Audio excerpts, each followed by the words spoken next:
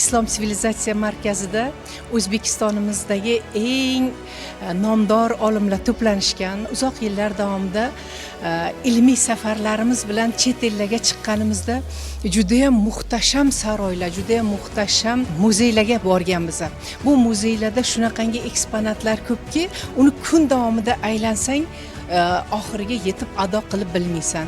Inson farzandlarini olib boradi, bolalar kitoblardan yoki darsliklardan o'qiydigan, oladigan bilimlarni aylanib muzeydan dunyo bilimlarni egasi bo'lishi mumkin, olishi mumkin.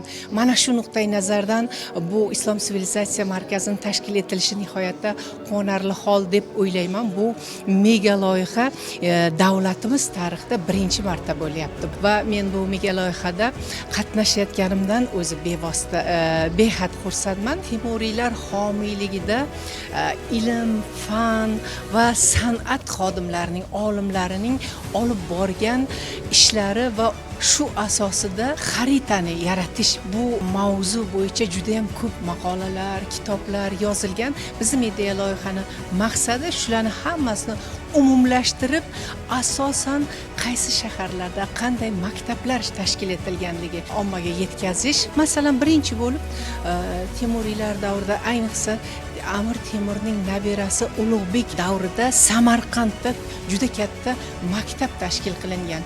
Mana shu Samarqand maktabi, Hirot maktabi yo Boburiylar davridagi maktablar, mana shu yerda saroyda xizmat qilgan olimlarni hammasini to'plab, shuni kartadan xaritasini, media loyihasini berish maqsad qilingan. Materiallarimiz to'playmiz, yuzlab olimlarimiz haqida materiallar to'plangan va buni xaritachilarimiz bilan hamkorlikda qisqa lo'nda qilib loyihasini jamlab xalqimizga taqdim etamiz.